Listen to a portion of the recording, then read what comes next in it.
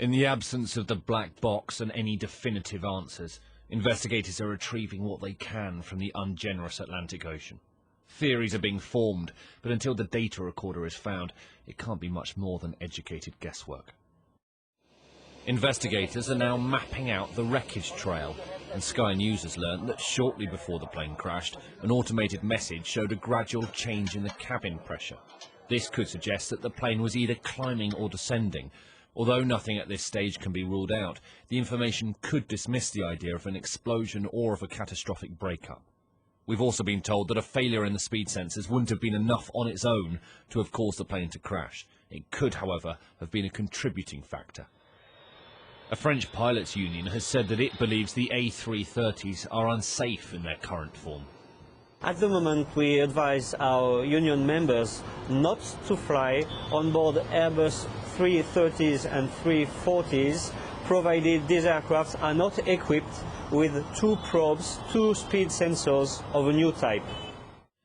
Today, the French nuclear submarine, the Emeraude, arrived in the region and has now begun its search for the black box. Every 24 hours, it will examine an area of 20 nautical miles by 20 nautical miles, scouring a new zone each day. The black box could be as deep as 20,000 feet below the surface. It will, though, still emit a locator signal, and if that's picked up by the submarine, the French scientific research ship, the 447's, will deploy a small submarine to retrieve it. The same submarine, incidentally, that found the wreck of the Titanic.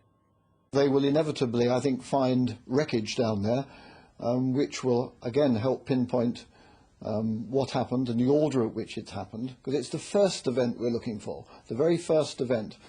But also, whenever they find any wreckage, once it ascertain where it came from on the aircraft, that will help pinpoint where the flight data recorders are likely to be.